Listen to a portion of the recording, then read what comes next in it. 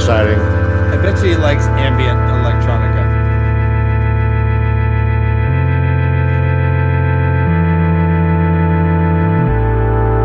Oh, here it comes. Here it comes. Let's do it.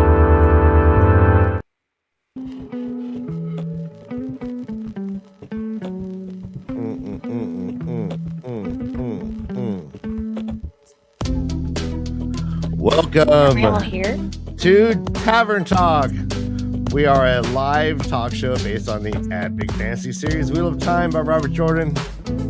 Joining me, as always, my brother Dan, Hi, Leo. Jansen the Gleeman, and special guest co-host Kay Sadai, who has read the series and can now participate in everything. Full spoilers.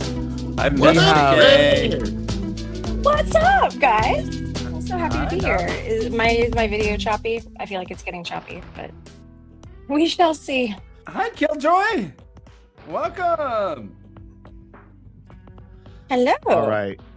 And let's add, this is the person who's made me look up more words than I am comfortable admitting in public, Josh. Same. Right. Likewise. Thank you. Hi, Josh. Well, Hi, we are we're continuing our series Read Reacts, and we're breaking down chapter by chapter the Wheel of Time and Philosophy, edited by Jacob M. Held. Oh my goodness! Oh my gosh! We actually have the man himself, author of chapter 15 on the Way of the Leaf, the editor of the Wheel of Time and Philosophy. Let's bring in Jacob M. Held, our special guest. Welcome, Jake. Hi, Jake. Thank you. Thanks for having me. We're thrilled. Yes, the crowd. Yes. Jake, welcome. We're so happy you're here. Your book here is fantastic, and your chapters are awesome. You wrote two of them, but we're here to talk specifically today about the Way of the Leaf. But before that, can you just tell us a little bit about your history and background with this series that we know and love, and just about yourself in general, please? Yeah, sure. So I started doing philosophy and pop culture kind of stuff, dealing with philosophy and, books and movies in grad school. My dissertation director was really interested in Buffy the Vampire Slayer. And so we ended up working on Buffy the Vampire Slayer, and he did a book on Buffy. And I got connected to a guy named Bill Irwin, who edits the whole series of all these kinds of books. And so over the years, he's tapped me to write things for different books, knowing my interests. And he knew I was really interested in fantasy. And so like 10 years ago, he said, "Hey, are you familiar with the Wheel of Time?" And I was like, "No, I'm not." And he's like, "Well, you should be. And you should read it, and we'll do a book on it." And so I read like The Eye of the World, and I was like, "Hey, that's pretty good." And I didn't know that there were now 13 more that I had to read. And so I started like reading them and thinking it was going to be a horrible slog, and it wasn't. I mean, I enjoyed them until about 7, like around 7, 8, 9. To me, it kind of dragged. But I read them all, and I loved them, and I was like, okay, that was like 2 or 3 years. And I was like, I'm ready to do the book, and he's like, the publisher doesn't want to do it now. Okay, so I just got that. But so for years, I've been prodding him and saying, when are we going to do a book? When are we going to get to do something on Wheel of Time? Cool. And thankfully, the Amazon Prime series came out, and it was enough to nudge the publisher to go, "Oh, it's popular. We can do a book on it." So that's what I do the Wheel of Time thing. But I've been working on pop culture and philosophy for about 20 years. I've done stuff on South Park and James Bond, and also Dr. Seuss, all sorts of different areas. Right. In your bio here, it lists Wonder Woman and philosophy, Dr. Seuss in philosophy, Stephen King in philosophy. How many of these books exist? So Bill Irwin's series has got to be like 100 books or more. You know, what he does is he's got a wide network of friends in academia, and he'll just reach out knowing what our interests are and say, hey, do you want to edit a collection on this? And then it's just up to us to go find the people to write the chapters. And so I'll tell you, as an academic, it's a lot more fun than trying to write an article and get it submitted to a journal where maybe 4 people will read it over the life of the, entire thing. So, So Bill's been great to work with. I'm glad he started the series when he did. And so, whenever I get an idea, I just float it out to him, and he's usually pretty receptive. And then it's just a matter of getting the publisher to okay it and finding enough authors. And that was actually one of the issues with this book, is finding authors. So, yeah. I encourage anyone in the chat who does not own this book, go get it. It's a fun read. It's a fun read, just going into just dealing with philosophical issues from the Wheel of Time. And you wrote 2 articles. One is on free will and evil and Rand, which is near and dear to our hearts as far as free will aspect discussions, but also about pacifism and specifically the Way of the Leaf. We obviously are named the Way of the Leaf. Not necessarily because we are universal pacifists per se, but we're kind of close. What? We were pretty close when Ryan and I started this. We had been combined vegetarians for probably about 50 years almost. And so. Yeah, and it's the hippy dippy, the Grateful Dead, as you mentioned, the Grateful Dead travelers. They are the traveling folk. They're making rice cakes and selling them in parking lots. Man, they're fun. They make their own soap. They make their own soap, exactly. And my dress from wheat on my own kiln. Yeah. But you point out rightly that Robert Jordan doesn't seem to have the best opinion about the traveling folk in general, and seems to maybe hold more to Perrin than to Rain and Island, etc. The Way of the Leaf. The way that the Way of the Leaf is described is beautiful. As a leaf, the leaf doesn't fight the wind. The leaf lets go when it needs to and lands where it's supposed to. And that sort of thing there is a sense of beauty to that, but you argue that it's not really practical in this world. Yeah. So, truth be told, when I edited the book, I had only planned on writing my Rand chapter. Okay. The area I've been researching more heavily lately is, problem of evil kind of stuff, theology kind of stuff.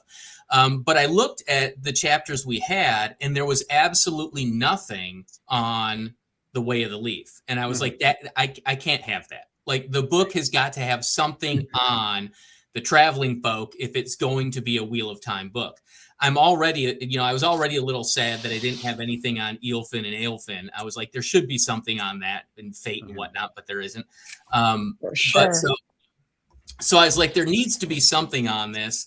And so, given my background, I've written stuff on just war theory before. I dealt a lot with thinking about just war theory right after September 11th, when torture was big in the news and people were worried about, people being renditioned to Guantanamo Bay and being classified unlawful enemy combatants, and whether or not Geneva applied to them, and, issues of maltreatment and all that kind of stuff. I got really interested in just war theory.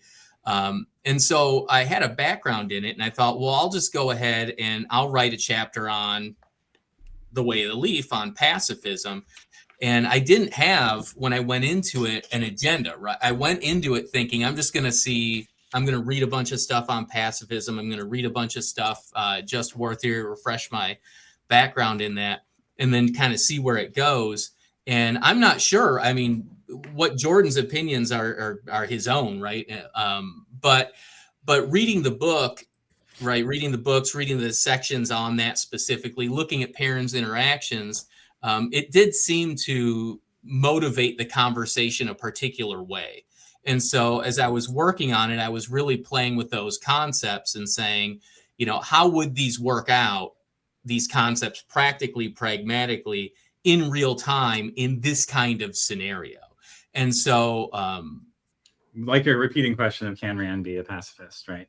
Yeah, exactly. I mean, a lot of what I try to do is really just, and I know this will sound like a hedge, but I think it's the best way for me to be as an academic is just really kind of play with concepts and go, where do the concepts go from here? So at the end of the chapter, right, it very much is me seemingly advocating and going, you can't be this universal pacifist. It doesn't make sense. But I look at this as an interjection in a much broader conversation and saying this is a moment of here's where I think the concepts are leading currently right now. And this is part of a conversation that needs to be ongoing, right? Whenever we're talking about ethics, value theory, or anything, there's never an end point. You're never done. I mean, we're always continually reevaluating and reassessing how we weigh values and measure things. So yeah, I mean, that's the difference between ethics and morals, is that continual reevaluation and relativism. But with the way the Leaf, there is no reevaluation. It is a very severe constant, right? It is. So there's not much of the TV show that I really like or think as canon per se, but how it deals with the Tuatha, I do to a certain degree, because Isla has this little conversation with Perrin, and she talks, they're fixing a wagon wheel. What do you know, right? And she starts talking about the wheel, and she is talking about that point that you make in here about salvaging the soul, but also recognizing that the soul will come back, and we have to make a better place than what we have now. And living that through example, I guess. It's easy to kind of shit on the traveling folk because it is such a violent world, right? We have monsters, like literal monsters running around with all too human eyes. But the covenant and such that comes from the Tuatha comes from an age where there was no violence that we know of, where the Dark One wasn't touching the world. And now that Rand has sealed the Dark One back fully, are not the Tuatha the goal that the world is kind of going to maybe go to? I mean, we talked about this last show a bit, right? A little bit. Yeah. The pattern would never allow it. Yeah. And I mean, I do have a challenge, I guess, for you, Jake, in terms of like looking at the Tuatha within the Tinker, within the conflux of the worldview that is in the book, right? The cosmology within the book. Yeah. If reincarnation and the wheel repeating are an actual reality and a truth with a capital T, then the Tuatha's way of being actually works in a way that it might not within our contemporary context of the Western world and modernity and, our lack of faith in such concepts. No, that's a crucial point, right? I mean, if reincarnation's a thing, right? If that's a given and we all know the wheel's going to spit us out over and over again, then that changes your calculus significantly. Absolutely. Because now it's not just one and done, right? Now you're coming back. Yeah. Isn't that like it's a Hindu thing, right? Well, my question actually, and I'm going exactly here, which is why they mentioned Mahatma Gandhi in this. Mm-hmm. Well, absolutely, but also like whether or not your deeds. So one question we don't understand about the cosmology within the Wheel of Time is whether your good deeds lead to you being reincarnated in a different way. Yeah. Or are you always just the same soul being recirculated and having the same experiences on the same plane? And without that information, it's kind of hard to know, do good deeds lead towards a better reincarnation? Is there even, or yet even taking a further step back, even there isn't reincarnation, is there a heaven? Is there a deliverance for having good deeds and behaving in a certain way within the context of life within the Yeah, wheel? that's the thing is we don't have that Right. we don't know, right? We don't know how our deeds in this particular world or that particular world Uh, are going to impact you in the next. And Right. so, I mean, that's a factor we don't have. I think an important thing is, you know, mentioning how, as Dan pointed out, when you seal the dark one and now you can live that worldview. Right. One of the things I think is important for one of the things that's important about pacifism as a position is that I think it functions very much in the way skepticism applies to epistemology, right? In the way that you need a skeptic to challenge your claims to knowledge so you don't act from hubris and claim to know what you can't know and claim and become arrogant, right? I think pacifism challenges any sort of use of force in that same way to put a check on or to try and say the ideal is no force, right? So the onus is on you to explain why force is necessary here. So when I talk about playing with concepts, I'm usually very reticent to say so and so is right and I'm going to advocate for this, or so and so is wrong and I'm going to advocate against it. Because, and maybe this is me being a teacher for way too long, I really like to see the benefit of all these different positions and views and then kind of throw it out there to students or an audience or a reader and say, wrestle with it. Now you work through it. I kind of distilled it the way I could. I distilled it in a narrative that I thought made sense. I'm trying to present it to you in a clear way so you don't have to muddle through all the stuff I muddled through to get here. But what can you do with it now?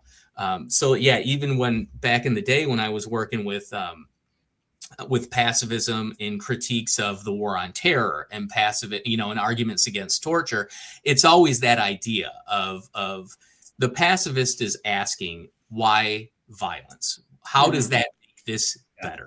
Right? How does that resolve something? And I'm glad you went there, and that was kind of one of my challenges to your article as well. As I felt to some extent that like maybe you're devaluing like pacifism in two ways. You have arguments for Rand land, and you have arguments for our land, and I felt like it was devalued in both contexts.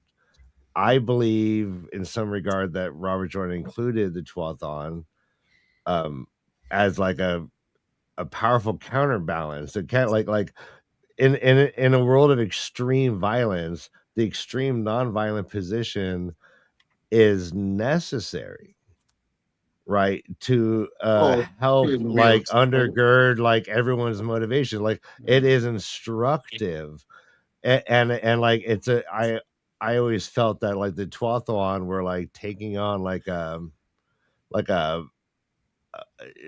absolutely necessary and like courageous stance in the face of this hyper violence. Yeah.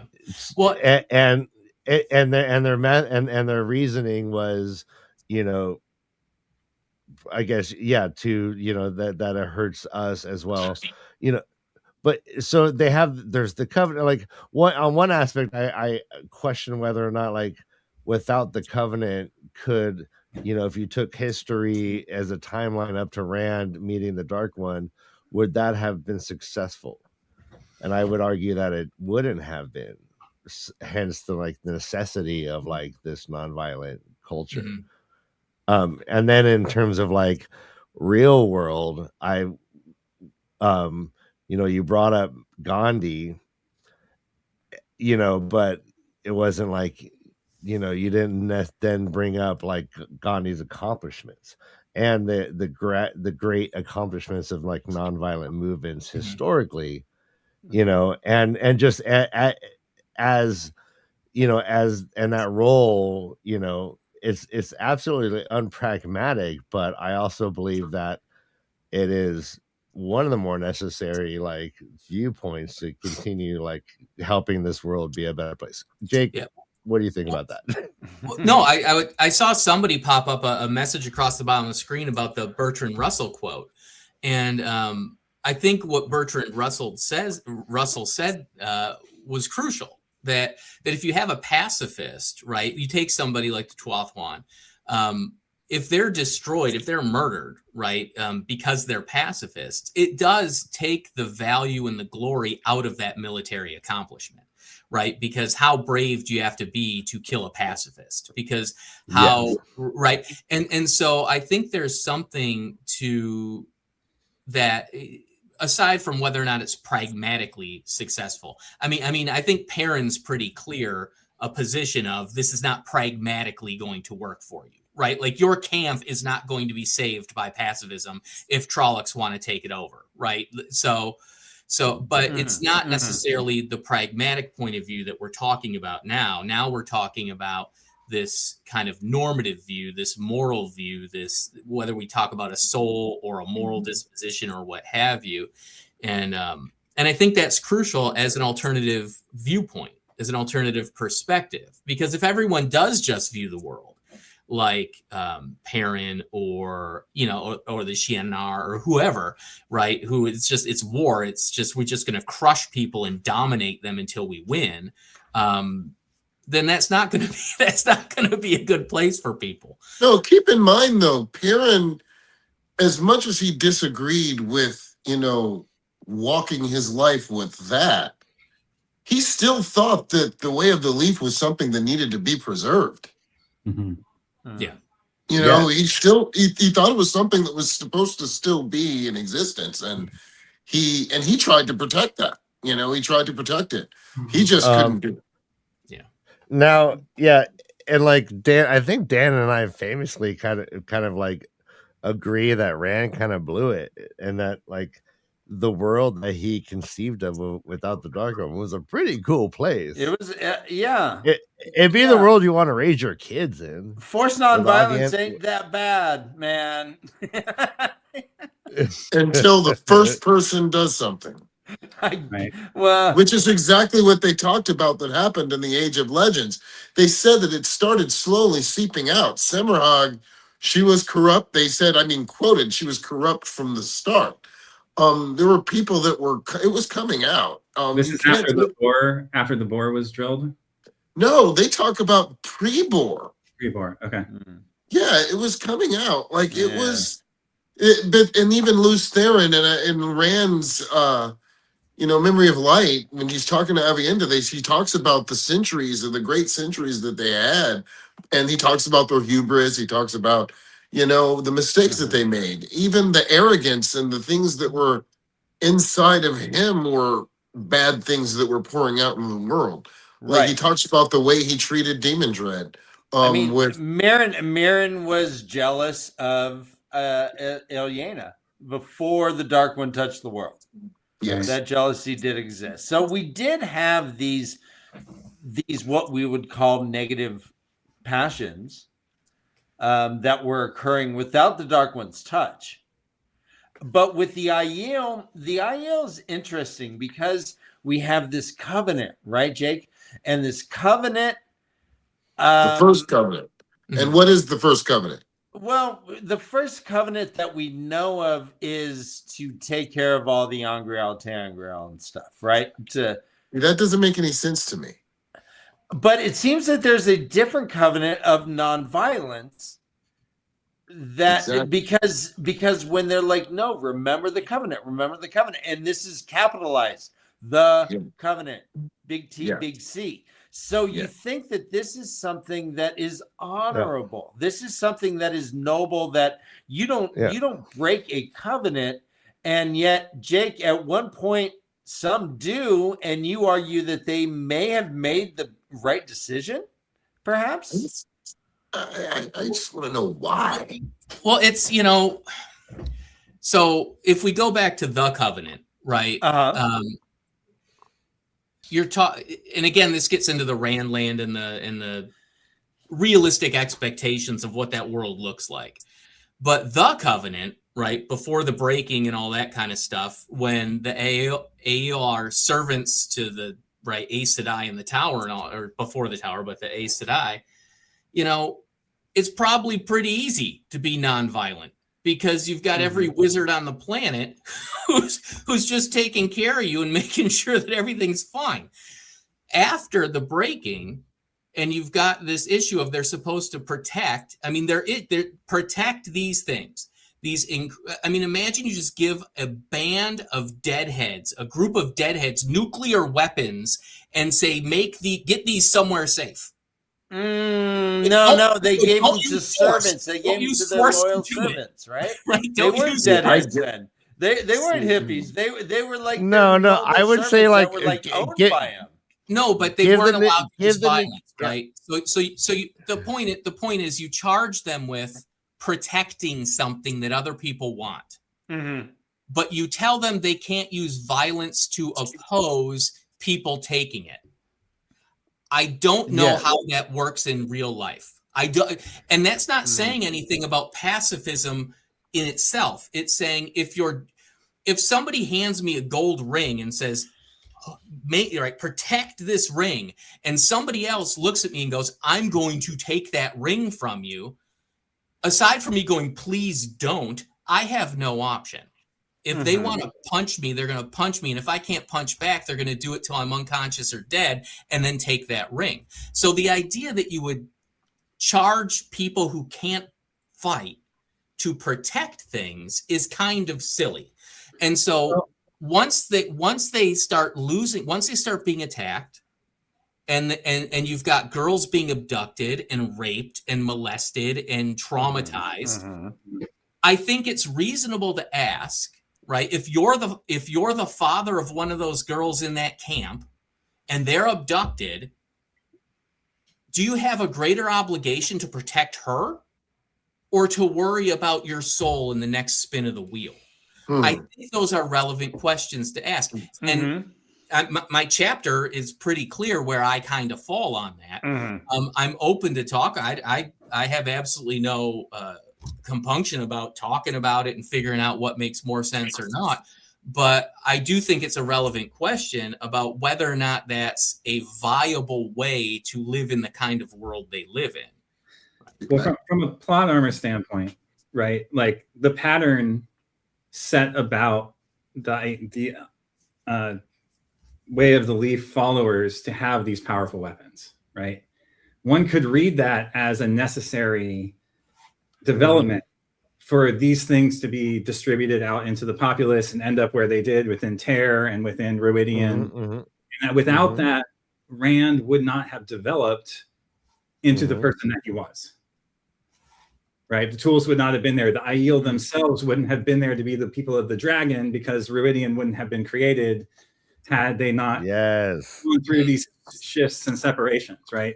So from an intra-narrative standpoint, from a close reading, like one could say, I know it's plot armor, but one could say that these things needed to happen within the pattern in order for these things to be executed in the way that was necessary for the world to evolve as it did, so that Rand could come along and act with free will and save the planet in a way that does allow people to act within the way of peace going forward in the future.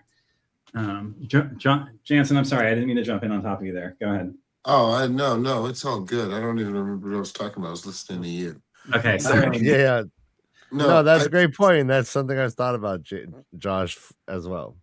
Yeah. Do we assume that the Fourth Age is going to be just as violent but maintained through the Aiel and through this pact, but the violence and the avarice will still kind of be front and center, even though the Dark One is now fully contained? I'd love to hear Jake and Jansen's input on this, because we talked about this. Everyone knows my input on this. So. What do you think, guys? Well, I think I said this before, I think we're back to zero. But, what I was talking about before, and this actually helps with that, where we're going forward to the Fourth Age, but, we talk about how the change, what happened from the way of the Leaf all the way to where the Aiel came to, where they were violent and everything. And they talk about the Covenant. See, I think that, like, when we see the Aiel at that point, back in the Age of Legends, and their entire culture journey, I think we're looking at the halfway point. Say more. I don't think that, I think that them being pacifists is a byproduct of what they originally started to do. Just like them being violent now is a byproduct of what they started to do. Yeah, if it's folding back on himself, yeah. Yeah, I don't think, and I asked this question earlier, and when we were off the air, but why would the Aes Sedai's servants be pacifists? Like, why would they need to have that skill set? Why would they? Because there has to be a reason for it, right? Why would people? I've often wondered if it was like, long? yeah. I wondered if it was. I've wondered if it was like an Aes Sedai like mass compulsion event. I like That's that. Awesome. Well, I mean, Jake, I argue that the Aiel are a construct that were built and designed by the Aes Sedai to be servants, to be loyal, to run fast, to have endurance, and to be able to sing really well. I believe that the Aiel were there before the Aes Sedai, and that they knew that people were coming to this world who could wield the one power. I believe the first covenant was to honor peace and to make sure that these people serve them and make sure that they stay peaceful. Mm-hmm. I think that morphed into them being servants because these people lived so long that they took the covenant for their culture to take care of these people.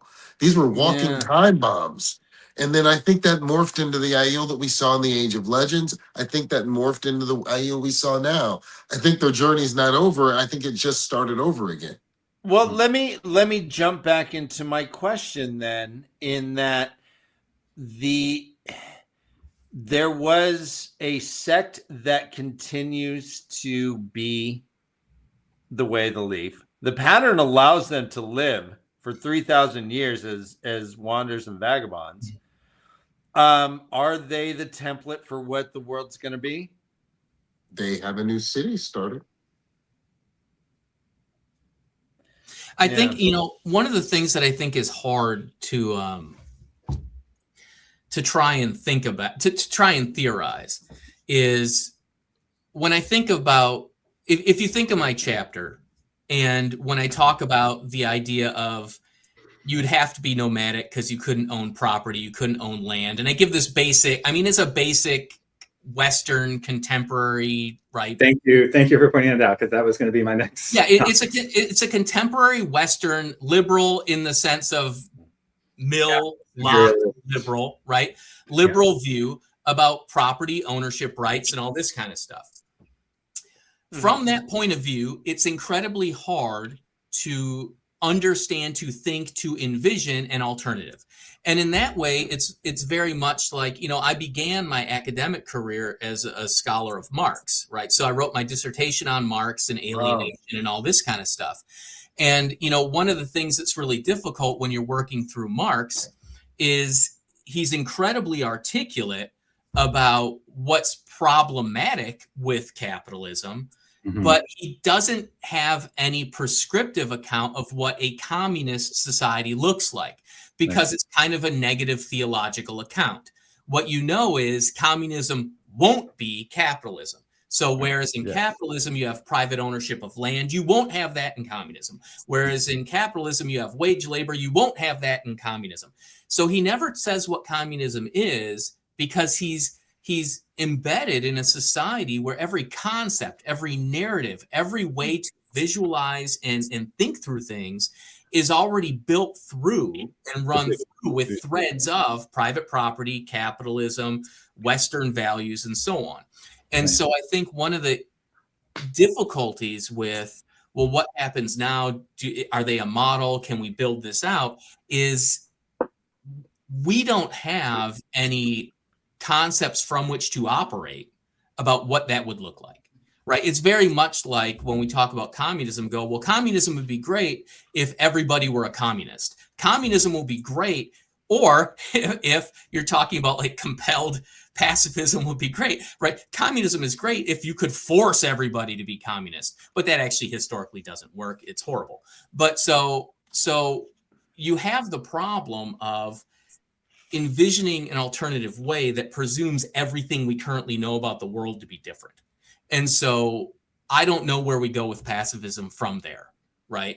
And that's just me saying I think there's an epistemic lacuna, right? There's a gap. There's a missing part that we don't have where we can go. But here's how we would have to structure things to make that work. And so that's why I say I think pacifism is an important check, like skepticism on epistemic hubris, because it asks us to try and envision alternative ways. What would the alternative be? But I think that's incredibly difficult for us because, I mean, we all view from nowhere, right? We always begin with preloaded concepts that have their own baggage. Now, this just thought occurred to me. Like in your day-to-day life, I'm assuming you don't claim to be a pacifist, right? No. Okay. But would it be safe to say that pacifism informs you? Like in that there are these levels of like, okay, like your response should be reciprocal, your motive should be non-conflict informs everything I do. I not in the sense of I'll be a doormat, right? But I don't see any reason to escalate things when they don't need to be escalated. I think most conflicts arise from, impatience, irrationality, from over amplifying minor disagreements or minor conflicts into major ones. So yeah, I mean, I'm not a pacifist in the sense that I think at some point something probably has to be done certain things. Yeah. But okay, no, so in day life, I don't enjoy conflict. I prefer to de-escalate everything. All right, so follow my thread here. Like, what is the opposite of pacifism? Fascism. The opposite? Yeah, like what would be the opposite of pacifism? Aggression. I don't think it is aggressive. No, like, it's not. I mean, is there a philosophy? Like, is pacifism a philosophy? Is there an opposite? Authoritarianism? The man. No, because it could be an authoritarian pacifist. Yeah, no. Yeah. Warmongering. So what I'm just the word. Right? So warmongering, right? It's like what I think is interesting, and as I was reading like your article, it seemed like there was like a very much like a negative connotation towards pacifism. And your humor is great, but like the quips about hippies and this and that, like that made me go, okay, like, but I imagine in your real world, like the tenets of pacifism inform your daily life more than the opposite. And I think that alone does a bit like a huge, it does, you know what I'm saying? Like, this is why I don't, but I'll give an example that that y'all might not like, but I've got 3 kids, and when you have 3 kids, and I mean 2 of them are in college now and one of them is 15, so I mean they're not kids anymore. But when you've got kids, at some point in school they have issues, right? And my oldest, he was a timid kid, and he was a quiet kid and he was a sensitive kid. And it was fantastic and we loved him. And he's like, hey, he's so fantastic and sweet and everything, but sometimes other people want to take advantage of that. They're going to rough him up. They're going to give him a hard time. And so at a certain point, and this is, I mean, it's political philosophy, legal philosophy, ethics, anything, you go at some point when reason breaks down, what's left? And if a kid's going to knock you down and kick the shit out of you, hit them first. Like, you're my kid. Yeah. I don't want you getting the shit kicked out of you. And that kid's not going to listen to reason. So sounds right to me. Knock them down. Right. And now as a pacifist, now I don't want anybody to ever be violent, right? I'm not telling my kid, go kick the shit out of people and take their lunch money. But what I am saying is, listen, you don't have to be bullied. There's no reason why you should walk around scared. There's no reason why you should have to live in a world where somebody else determines where you go, when you go there, whether or not you carry money for lunch, whether or not you feel safe at school. And if nobody else is going to look out for you, you might have to look out for yourself. So pop them in the nose and run away. And that being said, like, think of the two worlds. In our world, we do have people who are pacifists. Now, if you think about that, how many people out there are the opposite of that running around? Way more. Yeah, like people, 90 to 1. Yeah, like a lot more. Okay. And that's the thing. Like, well, wouldn't you rather there is more? I mean, like, but they're not going to be more pacifists if there's not people like advocating for it, right? You're like, well, Jake, Jake, you mentioned Bertrand Russell and trying to serve it as an example, right? That the pacifist way or the war way is not the way, more or less. That you live by example. Am I misinterpreting that? Yeah, I'm trying to be kind of vague. No. He was a pacifist. I mean, yeah. And the way to do that is by example, and that I mean, in a world where there's monsters that will eat you and eat your baby and eat your children, but I guess we're coming from it from a very privileged position. I mean, Ryan and I are both bigger guys. Ryan is 6'7". He's like, it's not that hard being a pacifist when you're 6'7". You have the inherent strength. I'm 5'5". It would be a little tougher. Right. So we have to come at it through different positions. But if we eliminate violence as an option, then violence as a reciprocation. But it's this distrust, I guess, we have of humanity that we always have to be on guard because there's always a bad guy. There's always someone's going to punch you in the nose, so you got to punch him first, kind of thing. Hey, and like to Amaran Pedalone, he said pacifism, I imagine, equals peaceful. Okay. Opposite of peace is war. Making a virtue of war is belligerence. Okay, yeah, right on, man. I like that. Belligerence is the opposite of pacifism. Right? That's I guess if we had a spectrum and we just wanted an opposite, right? Pacifism is never and belligerence is first response, right? Is violence. So that would make sense. So will we say that the majority of people are neither? They fall somewhere in the middle? Are there a multiplicity? Yeah. I would think so. Absolutely. Because most people's foibles are complicit anyway, right? I mean, that's how it is. You know, and it's like most of the people that you know aren't going to walk into Nordstrom's, smell a perfume they don't like and punch the chick in the face. You know, no one's going to do that. That's psychotic behavior. No one's going to do that. And Speak just for because yourself, Jim. you said, out of all the millions of people who did that this Christmas, time, most of those people weren't pacifists or belligerent. Yeah. You know, they just walked through life in normalcy or whatever they think is normal. Well, and the whole point for me about what I was trying to get at in the chapter is imagine you walk into Nordstrom's and you're a 6'7" dude, you're huge, right? You can de-escalate any situation because you're enormous. And you see somebody punch the perfume girl in the face. Yeah. You gonna stop him, or are you gonna let him punch her in the face? Well, I'm only 6 feet, and I'm gonna stop him. No, but I mean that's where you start getting into, I think, some of these difficult questions. So that's the personal morality of pacifism versus the social morality of injustice, right? And to be a pacifist, do you also have to be someone who is trying to bring more people into the fold? Well, I think. Go ahead. Well, I mean, it really only works in numbers. Like I'm just saying, if I'm a pacifist, am I out there on a soapbox trying to bring other people? Because the Tuathuan are those people. They are trying to bring people into the fold. They are like they want No, more people into yeah, their.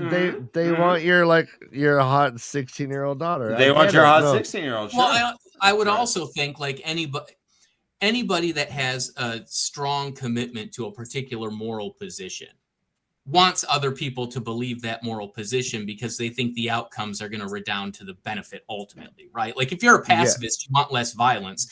Obviously, you want to convince other people to be pacifists because that's less people committing violence. Sure. Right. So are the opposite of the Tuathuan really the Trellicord, or are they the White Cloaks? Well, that's a good question. So what if Rand came and acted, and I'm not, this isn't a religious show, but what if he came and acted like Jesus and was like, turn the other cheek, don't love the poor, love the meek, all the Beatitudes, right? And I mean, we have his main thing was a sword that was not a sword. The final battle did not involve any violence on Rand's part at all. It was more like a little, chess match of realities. Or debate even. Right? Or debate even. So Yeah, did Rand have to commit violence at all to fulfill his saviorhood? He did along the way, but not in the last battle. Yeah. He certainly did along the way. Yeah. Because he had, from the very beginning, his hand was forced with Narg. Right. So, Well, I mean, did he do that or did he just fall down? Like, you can't say, hey, you can't. I'm putting it right here. In a court of law, Rand did not kill Narg. No, that car was coming right at him and he had every right to shoot. I mean, sorry, Jake. Narg shot first. I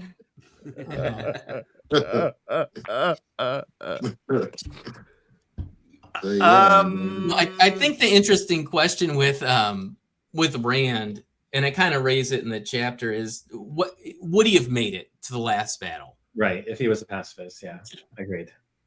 No. Now I don't know how we don't know how the wheel would have woven it otherwise, right? I mean, we have the interesting problem going all the way back to the beginning. I mean, can you see it now? Reincarnation and the metaphysics of this world is we don't really know, right? We don't know how fate operates. We don't know how deeply it operates. We don't know, we don't know if we actually have choice or the perception of choice.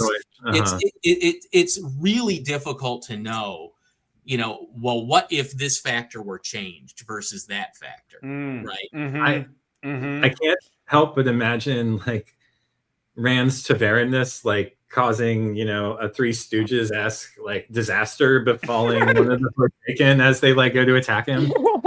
But the interesting thing is that's hilarious, Josh. Jansen talked about the Aiel coming full circle, right? Before, but if we think about the last battle with Rand, when he's thinking about what's going to happen in the last battle, and he's thinking about his friends and they're dying and all this, and I mentioned this, right, about you have to let them choose. He makes a certain choice about not destroying evil, right? He doesn't obliterate it because he doesn't want that compelled goodness. And he wouldn't have made that choice if he hadn't had to go through all of those other struggles and kind of learn what it means to be a human, what it means to be a person in terms of challenges and facing challenges and overcoming or even succumbing to certain challenges. So, I mean, this whole thing, I mean, there's so many ways to read this and interpret it and so on. But I think it's helpful to try and see so much of this as just an allegory for growth, right? An allegory for maturity, and try to read what Rand is doing there as, well, this is how, as a mature adult, you start to categorize, schematize, think about inevitable and variable challenges, right? What's funny, Jake, is that reminds me that, so I picture new Rand, Zen Rand, as pretty much following the way with the way of the leaf. I imagine him being a vegetarian. I imagine him living just off of roots in a cave, or him just being a shaman and eschewing all violence. And if someone came up to him with a sword, he would laugh at him. And if that swordsman stabbed him, Jansen, you're shaking your head. Well, Talk to me. Rand could make the sword disappear. I was about to say the Zen. Right? I mean, this is kind of like, when people do the "What would Jesus do" thing, and I used to always kind of laugh about that, because I was like, well, what would Jesus do? Well, that's unfair. He's God, right? Like, I don't have that privilege, so I'm not sure that I should necessarily try to do what embodied God would do. But so that's interesting. I see him as being enlightened more than God-like. Although that pipe thing was very suspicious, I think for the most part he's just how can you ignore an that? enlightened human. The dude literally changes reality with his mind. He did back then. He used to. Look, this isn't book number one where this isn't book number one where Moiraine steps over the building. This is the end of the 15th book. He fucking changes reality with his mind. No, he doesn't. There's no more excuses. Like, the shit happened. No, he did this before. You did do it before too, Jansen. I'm just saying, like, you can't ignore the last few pages of the 15th book. But what he does is he just makes Teleran Riyadh and reality the same thing. Right.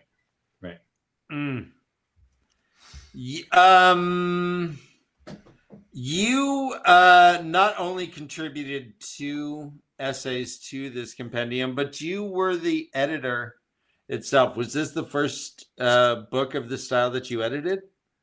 No, I'd done several before. So I'd done my book on Dr. Seuss, and I'd done one on Roald Dahl and Wonder Woman, and those are books in the same style, where it's a collection of essays. I write a few of them, and then some of them I handpick, in the sense of I reach out to friends and say, I want a chapter on this topic. Will you please write it?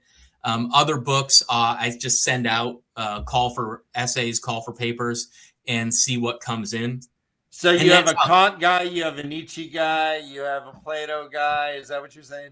in ones that I handpick. So the Dr. Seuss book, I had a very clear idea of what I wanted in that, and I had a clear idea of what chapters I wanted. So I knew I wanted a chapter on Stoicism. So I went to my friend who's the ancient philosophy scholar and said, hey, Ben, will you write me a chapter on Stoicism and Dr. Seuss? And he said, I don't know anything about Dr. Seuss. And I said, read these 2 books and reference them and write about Stoicism. Right? I mean, that's nice. And he's like, dude, I need tenure, so a publication be awesome. You're on. Other books like Wonder Woman or Wheel of Time, what I do is I send out a call for papers through different listservs, email lists, and so on, and just say, hey, anybody interested in writing on philosophy and Wheel of Time, send me a short abstract, an idea of what you want your chapter to be, and then I'll pick the best ones, or I'll pick the ones that I think would make the best volume. It was a bit of a challenge with Wheel of Time because, if you think about Venn diagrams, I had to have circles that overlapped that were people who read Wheel of Time. Yeah, it's a big overlap. I didn't want anybody who just watched the Amazon Prime series. Yeah. I did have to rely on that a couple places because I had gaps. Yeah. Okay, you did. I wanted people who read the Wheel of Time, who also were conversant in the history of philosophy, so there was some sort of issue or interesting thing they could dovetail, and then who wanted to write on both of them and had time to write on both of them. So it became a very small overlap of the Venn diagram. And it took me a while to find the complement of authors that I did find, but as we started working through these chapters, I was pretty pleased. I mean, there were a few gaps where I was like, okay, we need something and we don't have it. A good example would be the Dean Kowalski chapter on lying and the Aes Sedai. Oh, okay. Yeah, we didn't have nobody who originally had asked to write a chapter had said, I want to deal with lying and Aes Sedai. And I was like, that's such a thing, because it's not just a thing in the books. It's not just a thing in the Prime series. It's also a significant thing in philosophy if you talk about Kant and ethics and categorical imperatives and whether or not you can lie. And I'm like, we need a chapter on that. So that's one where I actually went to a friend of mine, Dean, and I said, listen, Dean, I need a chapter. It's got to be on this. I'd worked with him in previous projects, and he's a Kant scholar, so he can do lots of Kant stuff. And he's like, yeah, cool, but I don't know anything about the Wheel of Time.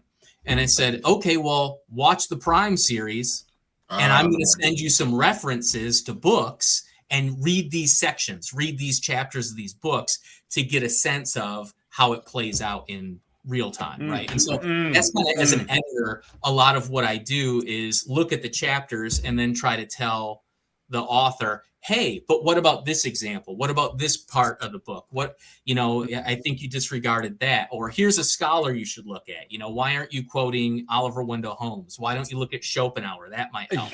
So that's I don't see Aquinas anywhere. Exactly. The only so far the only chapter that we've really struggled with was the chapter on the Gleeman, because that was very show focused, and the Tom Maryland in the show is much different than the Tom Maryland in the books. And so I think that they made very valid points for the show Tom Maryland, but it was just so incongruous with what we read and stuff that it was a little difficult. But I do like the blending of the two. Like, I think that this is clever. You can't ignore that this thing exists.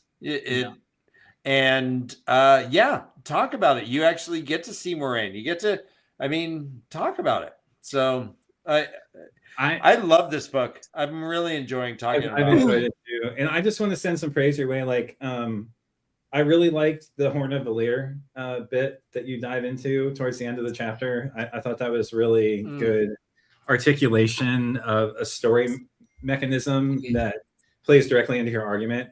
And you did a great job articulating like pacifism within our world and the contextualism of it, the myopic view of intentionality that like the book represents compared to the real world. I thought that was great. I love the bit about the Shanshin as well, and the return and like the ethical component of that. And then finally, just and that was sorry, go ahead. Okay, no, please go ahead, jump in. I was gonna say that was one other area that never got covered either. I really wanted to have a chapter on Sean Chan and colonialism. I really wanted somebody to deal with that, and we just, there were so many things, and I kind of deal with this in the preface where I'm like, there's so many things that we don't cover. We could have gone into that we didn't have a chance to. Yeah, but I thought you did a great job. And yeah, I really enjoyed this chapter. The other bit was this like, the world is livable because others do what the Tinkers selfishly refuse to do, namely endure the harshness and hazards of war and self-defense. Essentially, the Tinkers get a free ride on the sacrifice of all those who die in the blight. And I thought, again, just like a good summation of like the way the story interacted with your argument and really like recapitulates like your perspective from where you are. Yeah. So thank you. Yeah, I thought it was a great chapter, and I really enjoyed reading it. Well, and I'm glad you brought that last part up. So for almost the entirety of my career, when I write things, I write them almost in a Socratic style, where the Socratic dialogues, right? If you go to the early Platonic dialogues, they always end in what philosophers call the aporia, or the confusion. You have no clue, right? You don't know what Socrates thinks. You just know that everyone he talked to doesn't know either. And now he's just left going, but I still have no clue about what virtue is, or I still don't know what piety is. I have no clue. And I used to write in that style, really kind of pushing my educator role and saying, I'm bringing philosophy, making it popular. I'm trying to get people thinking through this. This is about creating a mode of thinking, not giving answers to people. Yeah, but at the end of this chapter, and it might be my age, it might be that I don't do this as much as I used to, but I finally said, I'm just gonna go full bore and just say this. I'm just going to say this and put it out there, and people can take it for what it's worth or not. And I knew that would be, you know, more of the contentious thing, right? I mean, as soon as you take the Tuatha'an, who are endearing characters, and go, they're free riders. Yeah. Like, people are going to be like, oh my, come on. Stir the pot. Right. But I thought, I'm just going to throw it out there and go, that's a take, right? That's a perspective. That's a position. And it's one that I think the books do reiterate from different perspectives over and over again. As much as they that's fascinating, because I always thought they emphasized the roles that the Tuatha'an played. They helped with the injured. They're going, like that famous chapter at the end where they're going through the bodies, trying to identify who's alive and who's not, doing the jobs we don't want to do, you know. Like I felt like they were not loaders in any way. Like, they're playing an instrumental part that fit within their belief system. Well, it's sort of transactional, right? But but the point was, right, I kind of threw that out there just to go, okay, here's the take, right? Like, what do we do with this? And I think to some extent that can be instructive, right? It's important. It's important to, I think, when you read anything in value theory or philosophy, when you read ethics, when you read political theory or legal theory, I think it's always important to take anything as a moment in a conversation and to recognize that all knowledge, all positions are tentative, right? In this way, I am a straight pragmatist, right? In the classic philosophical sense of pragmatist, right? That this is a position that one can take and justify now, tentatively, given limited knowledge. Positions may change, but also that it's important to have all the voices in the conversation wrestling against each other, because that's how we come to a clearer understanding. And I'm appreciative, you know, when I don't know if it was Ryan or Dan who mentioned that, you know, you mentioned Gandhi, but you don't talk about all the benefits that Gandhi did. Right. And I'm sympathetic to that. They're short chapters, right? And so what I do try to do is, when I quote people or when I put them in these places, I don't try to make caricatures of them. I don't try to make them dismissive or diminutive. I'm trying to legitimately say, here's a position Bertrand Russell takes, or here's how you might articulate it from Gandhi's point of view. To give the reader a background or as much information as you can in a short chapter to kind of wrestle with these ideas, recognizing that they're always the beginning of a conversation, not the end of a conversation, right? I'm not. I love that. I love how you said that. I'm not going to go like, no, what I conclude at the end of this chapter is gospel, done, we're over. It's going to be, this is my take at this moment, working through it at this time. It's a way to start. I love the pragmatist perspective that you bring, and it felt in touch with the rest of the article. So again, that freedom ain't free, right? That sort of like idea that, you know, there is no such thing as passive pacifism. You are always kind of riding on the people that are protecting you to provide the security for your pacifist mentality. Otherwise, you'll just get punched in the nose. The last thing that I want to bring up that came to mind was, how would like the idea of the monk who immolated themselves in Vietnam in 1968 fall into the Tuatha'an? Josh, you've like literally, that's a good point, asked all my questions. You've asked 3 questions. Josh, you stole this is insane. I have that written down. Okay. Wow. Yeah, I mean, I don't know the answer to that, but it definitely gave me some pause to think about that in terms of like self-violence or, and again, I mean, there's a belief in like the reincarnation of the self, or the emptiness of the self in terms of Buddhism, and what, you know. Right. Anyone who has suffered, anyone's gone to jail because they wouldn't go to war. The Jainists who will brush they've lasted for thousands of years, and I guess they're riding on the backs of those that protect them, because otherwise. But the people who protect them see the value. Right? See, the problem is the people who protect them see the value in them and see the value of protecting that mentality. Right. Because in the long run, we need that. Well, It's you know, instrumental to create a peaceful world. Go ahead, keep in Jason. mind though that there's another pacifist group in the Wheel of Time that we don't talk about, and these people are even smaller than the Tuathalan, and those are You the mean Myanmar. The Myanmar. The Myanmar. They practice the waterway. And the waterway is the way of the water, which is also passive. They don't commit any violence. They just ask the sea folk for help, and the sea folk protect them, and they provide the sea folk with wealth through their sea folk porcelain. And no one ever talks about them, but they're also pacifists. Are those is that the island that commits mass suicide? Mass suicide. Yes, they are. When the cone call blows up? Okay. Yes, they are. What's their name?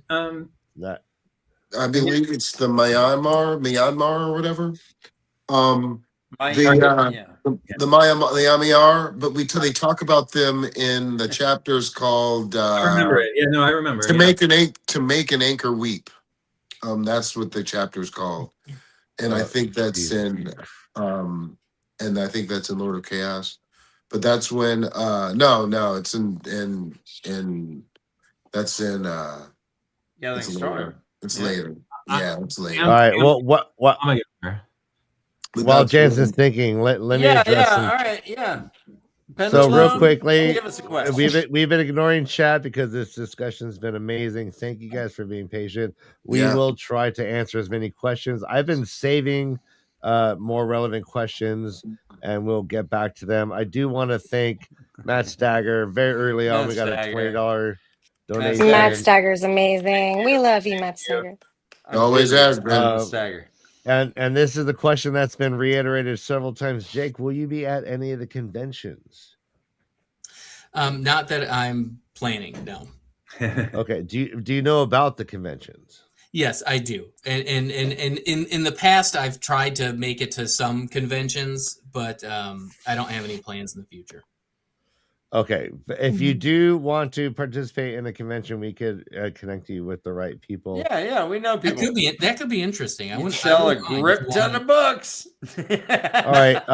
People are itching for new stuff. So many messages we received on our YouTube thing when doing this series is, I had no idea this book existed. I'm gonna go get it. Like seriously, like I would say about 10 people overall had no idea this book existed, and we have like kind of triggered them just by talking about it, and they want to know what we're talking about, you know. Cool. Yeah, no, hook me up with contacts. I'd be happy to. Yeah. All right, so Emran Pedalone, he's brought up several. I don't know. He or she brought up. I'd love to hear your take on RJ incorporating modal realism into the foundational world building of Watt. Starting with being a philosopher himself. Oh, okay. So the areas of philosophy I teach, I tend my historic rotation. I always taught contemporary moral problems, which is like a ethics class where you do, capital punishment, abortion, just war theory, all that kind of stuff. And then my history classes were I taught medieval philosophy. So the Aquinas, that's where the Aquinas comes. So I taught medieval philosophy, and then I taught philosophy of law and political philosophy. So those were my areas. My training is 19th century German philosophy, but I kind of moved away from that when I got my current job. Do you have a law degree as well? No, I don't. Just a philosophy PhD. Do you read German? Yes.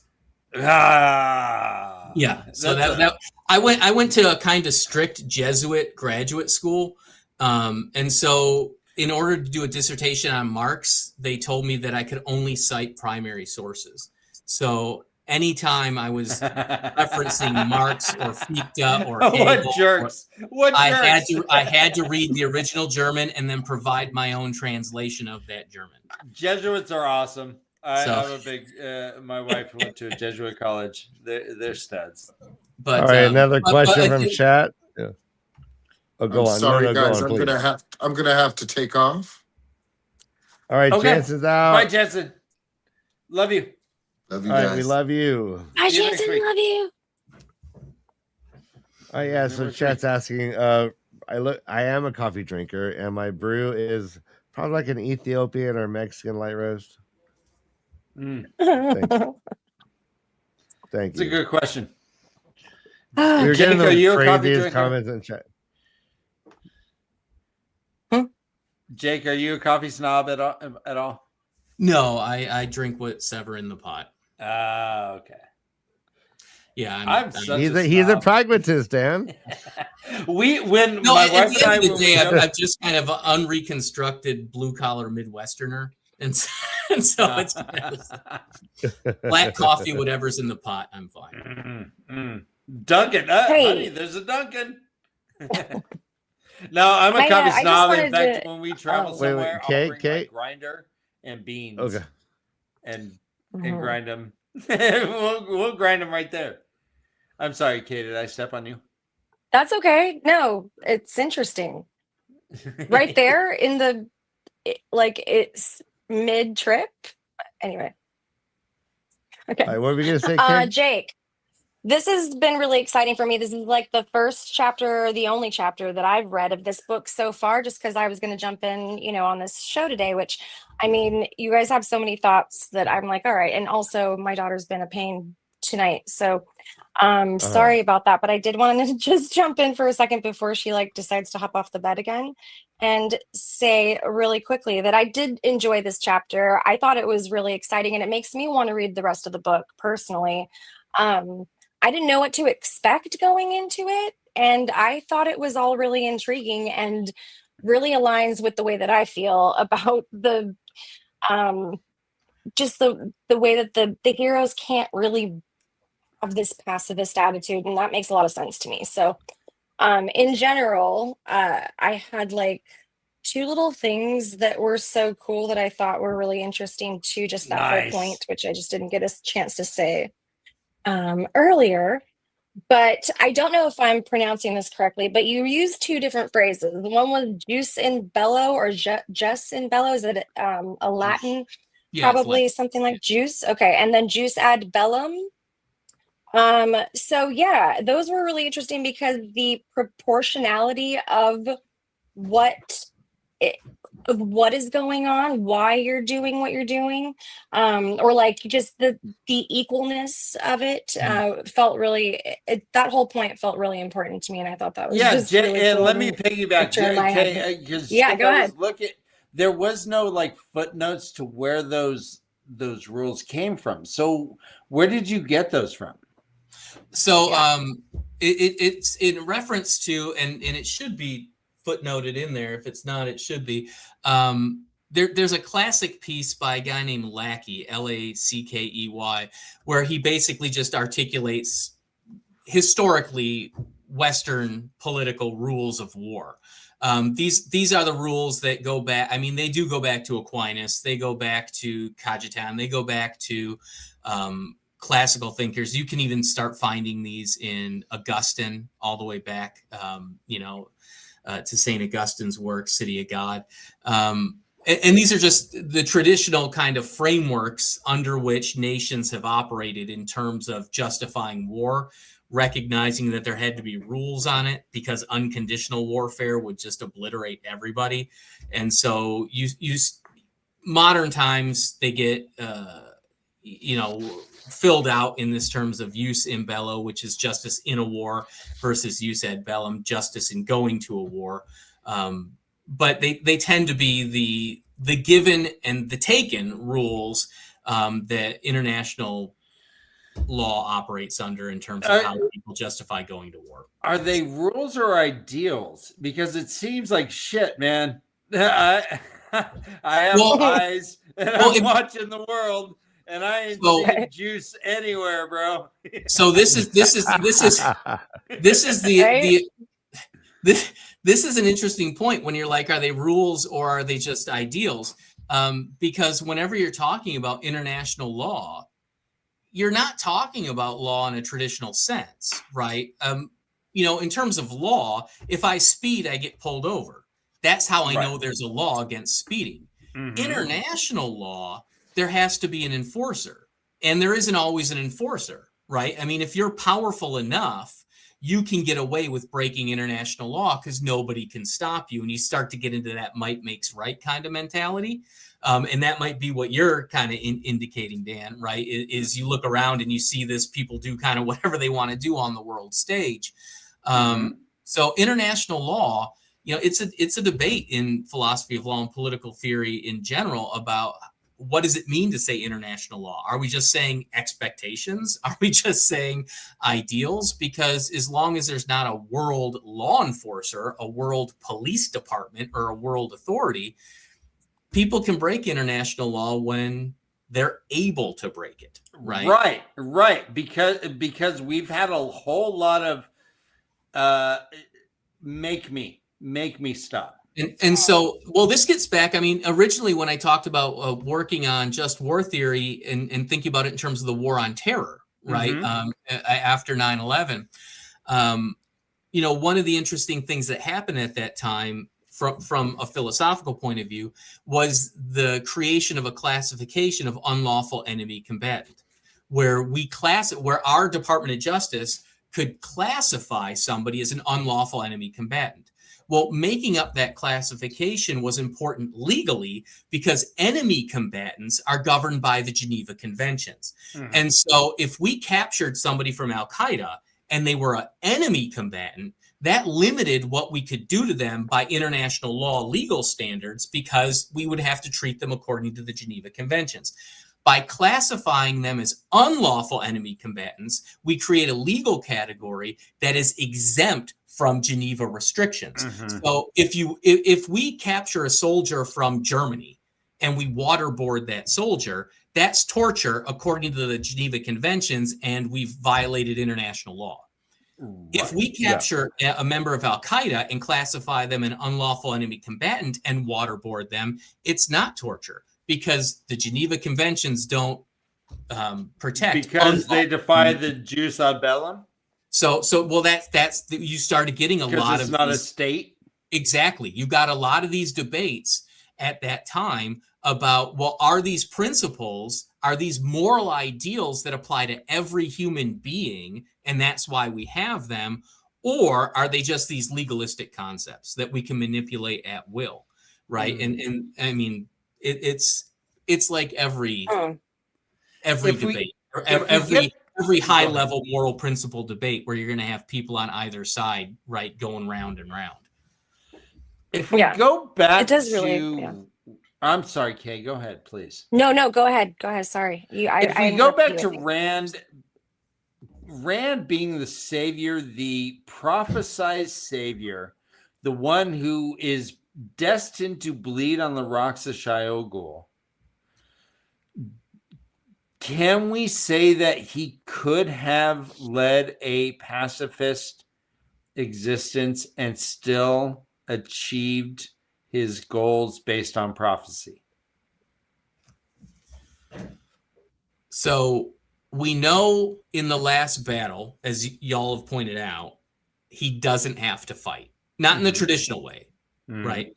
The question would be, are enough people around him going to fight to get him to the last battle? I mean, that would really be the question, right? I mean, it's a counterfactual that I don't know you could ever get an answer to. But if we think about now, I mean, trying to think about the whole book, the whole series, right now, and find an example. I don't know. Well, I don't know that he could, because I'm thinking now about, would he have been gentled? Right?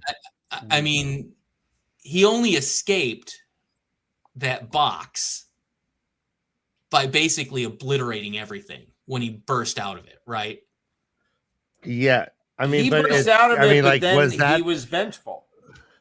So you'd have to look at the scenarios and ask, like, is violence ever necessary to keep him? Is violence on his part ever necessary to keep him alive? I think Forsaken, maybe. Yeah. I think in so many respects is true. In his first sword fight, where he like earns his Herrenmark blade, like Yeah. he kills, like he there's no running out of that. I mean, like, But yeah, if he had chose not to fight, would the savior have been killed, or would the pattern have saved the dragon? Well- like that's Well, that's I again, we think don't. that We don't know how deep fate runs, right? We don't Yeah. know what the pattern Yeah. would have done. so here's Yeah. what I mean. I choose to believe that he fought and fought and fought, and at the last moment, he chose the way of the leaf. He did not kill the Dark One. Hmm. Right? He I don't went know there about that. with every intention to kill the Dark One. That was his Yeah. stated intention. And he chose every Birkenstocks and Grateful yeah, and Dead then shows. yeah, Yeah, why not, And man? he's like, I went to Coachella once. Oh, by the way, I mean, but part of that RIP. was he didn't like what he saw when he thought of a world without a Dark One, right? He thought the people Right. looked a bit off. Well, Jake, here's the issue. He heard that Avienda was off babysitting someone else's kids, and he's like, "What? What? She's singing, Not on my watch." babysitting someone else's kids. She's a badass. No way!" And then he was like, "No, this is wrong. This is wrong." But he was only there for like 3 minutes. He should have let it run its course. Maybe they were just confused by his presence. I mean, everything seemed cool, man. Everything seemed perfect. Ideal in every way. Yeah, I know. I mean, Yeah. I would trust my child with Avienda. Hell yeah. I totally would. Oh yeah. If No, like but- your child's gonna fall in the pool, she's gonna she won't save it. Sorry. No, She's afraid of water. no. I She's afraid of water. Oh no, okay. Oh man. Also, she's All right, like yeah. blocked for most of the books and can't even channel. So it's not the best one to choose if No, you're going with that's Aes not Sedai that's for naive, babysitting. honey. That's Oh, are you naive. talking? Which one are you talking about? Avienda. Talking Oh, yeah, Avienda, they don't yeah, like yeah, water. They don't like pools at That's all. right. Your pool, Sorry. Avienda would not Those be two cool for with. some reason. Yeah. Yeah. Jake, thank you so much for joining us.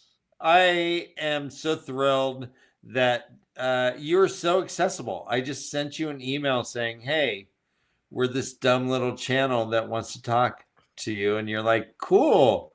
When?" That's Yeah. rad. That's amazing. Yeah. No, And we in appreciate your fact, time. Yeah, We'll- no, we'll be I talking appreciate about the your invite. other I enjoy chapter. this. I enjoy this. I mean, this is why I got into what I do. I love talking about this stuff. We'll be talking about your other chapter in like probably 6 or 7, 8 weeks. If you want to come on to talk about free will, Hey, that feel free is to my holler jam. at me and let me know. All right, I will. All right, that's Look amazing. at this guy, everyone. Jake, It is amazing. and I would love What to is pick it? your brain Thank you. after we get off live. If there's any authors or friends you know who are participating who think they'd have fun doing this, Cool. let's get in connection with all of them because we're having a great time. And Yeah. you've literally given us so much content to like dive into, help Yeah. us organize our own thoughts around this, and it's been a pleasure. And if your kids are thinking about going to college, consider University of Central Alabama, the philosophy department. All right. Hey. Right? What? Right? All right. Well, Central Arkansas. Right? Oh, that's what I meant. Central Arkansas. What did I say? Alababama? Yeah.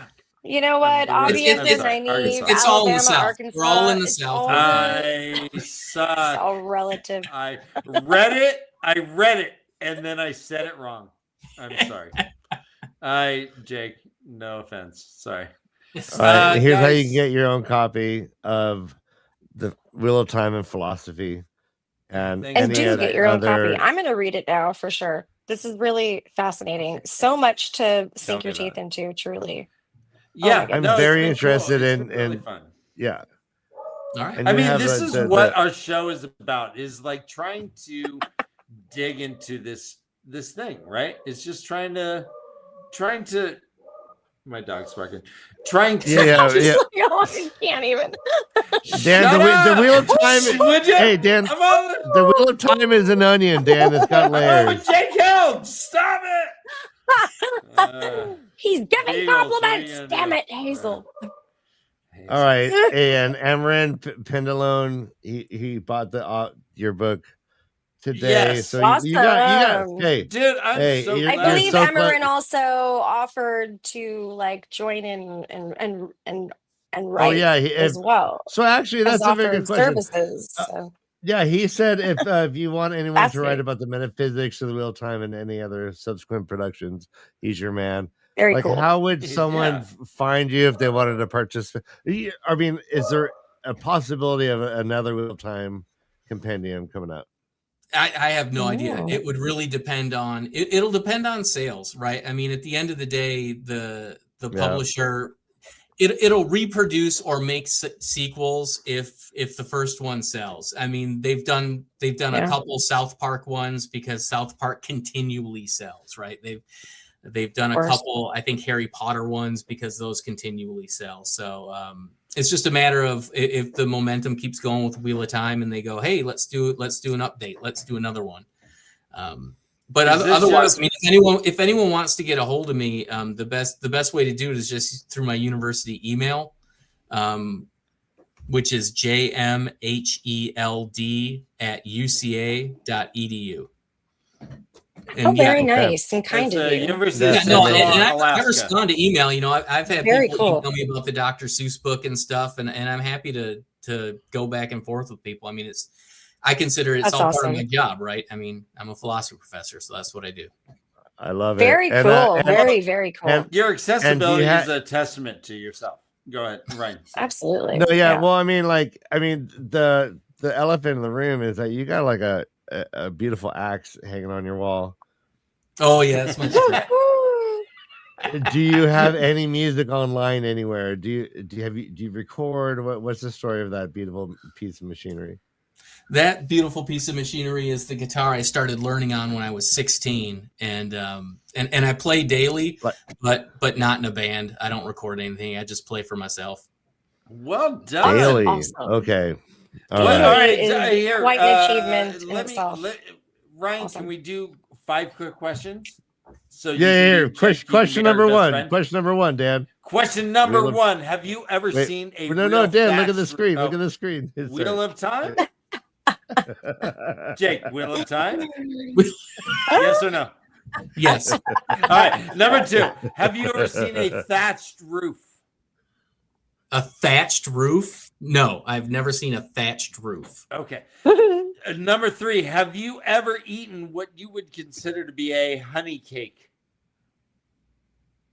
Metaphorically or metaphor. Yeah. All right. Hubba hubba. No. Not to make you blush. Yeah. Either one counts. Just a yes is all we're looking for, Jake. Okay. Have you ever seen a real castle? Yes. Okay. Where? France. Okay. That's another question, Dan. Final question. You walk into a pub. You see at one table, you see Lan. At another, yes. At another table, you see Tam. Yeah. At another table, you see Asmodean. They are all gloriously drunk and want to spill all their secrets. Who do you talk to? You have 1 hour to sit at one table. Tam, Lan, Asmodean. Asmodean. I'll also say Swan. Asmodean. I think I'm going with awesome. Asmodean. Okay. I love it. I love it. I agree with that. You answered all 5 questions correctly. Well done. Good job, Jake. We're now best friends. You won yourself a puppet friendship for life. You won a puppet. Yeah, for what that's worth. Yeah, for what's that worth. Yeah. Double puppet friendship. What? We are the Way of the Leaf. We are here every Sunday at 10 p.m. talking all things Wheel of Time. We're going through chapter by chapter of the Wheel of Time of Philosophy, edited by Jacob Held. Jake, thank you so much for your. Is this your first promotional thing that you've done for this book? Yes, this will be my first. Look, we got. Well, go Look put at it that. on Instagram. Trailblazers, man. Rolling out the red carpet for Jake Yeah. first and I'm foremost. It's a one-stop junket. Obviously. There's gonna be a little bump after Christmas, Obviously. and the publishers are gonna be like, "What's going on? What's that bump?" Yeah. After Valentine's. After what's coming up next? All right. Well, I mean, I hope you understand that Mid-January. any and all criticism of the way of the Leaf is absolutely wrong and unwelcome here.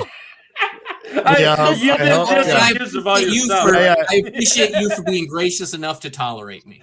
Yeah, you can thank me now or off air for enlightening you. I'm really stoked on Free Will, and I'm going to email you. We would love to have you back, but if we don't, thank you so much. Your beauty is only surpassed by your generosity and overall demeanor. You got a good vibe, bro. So true. Thank you. I appreciate it, man. I had a great time. Yeah, and I too want to believe, Jake. I want to believe so hard. I want to believe too. All right, everyone. As always, in the face of danger, run for your lives. This is the way of the Leaf.